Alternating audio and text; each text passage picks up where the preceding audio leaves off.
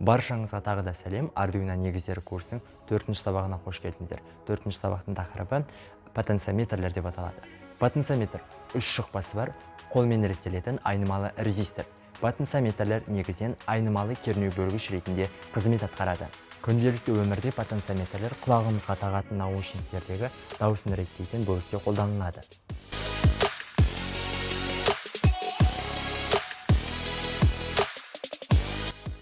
Фрезинг платформасында проектімізді жасаймыз және осы проект бойынша потенциометрді макеттік платаға әкеліп қоямыз. Макеттік платаға әкеліп қойғаннан кейін сол жағын жерге тіркейміз, оң жағын 5 вольттық қуат көзіне және де ортаңғы бөлікті аналогтық А0 пинге апарып жалғайтын боламыз. Сол жақ бөліктегі жалғаған, яғни жерге тіркеген сымымызды қара түспен, ал 5 вольттан шыққан сымымызды, яғни 5 вольт пиннан шыққан сымымызды, қуат көзінен шыққан сымымызды біз қызыл түспен белгілейміз. Ал ортадағы А0 аналогтық бөлікте жалғанатын сымымызды біз көк түспен белгілейтін боламыз. Және де бізге қазір диодпен бірге жалғауымыз керек болады, яғни потенциометрді бұрау арқылы диодымыздың жану процесін қарайтын, анықтайтын, зерттейтін боламыз. Көріп отырғанымыздай, орта бөлігін біз аналогтық А0 пинге апарып жалғады. Ал диодымызды жерге тұйықтаймыз қара түспен, ал резистор арқылы 220 омдық анод бөлігін 10 пинге апарып жалғаймыз. Диджитал бөліктегі. PNG форматында суретін шығарсақ, дайын болды.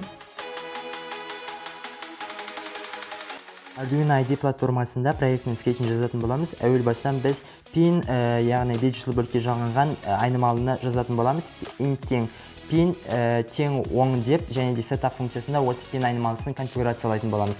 Loop функциясында аналогтық бөлікке жалғанған A0 пинге жалғанғанда оқитын боламыз. Аналог rate деп, және де айнымалы ретінде potmet аламыз. Аналог write арқылы біз диджитал бөлікке жалғанған пинді және де potmet арқылы оқитын боламыз. Жазған скетчті компиляция беретін болсақ, бізде скетчіміз дұрыс орындалады.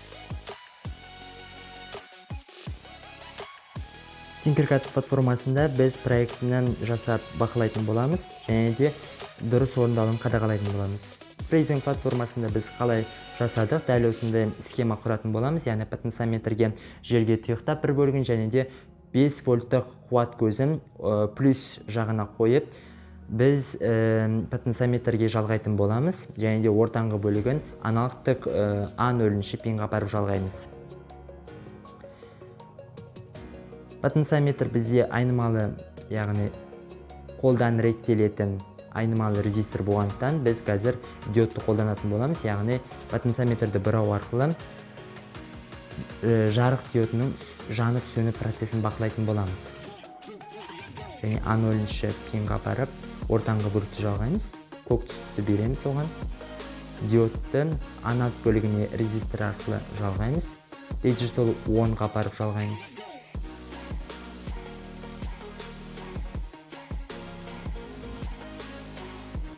Қазір Arduino IDE платформасына жазған проектінің скетчін әкеліп, осы жерге әкеліп қоямыз. Көріп отырғанымызда потенциометрді оң жаққа бұраған кезде жарық диодымыздың жануы күшейеді.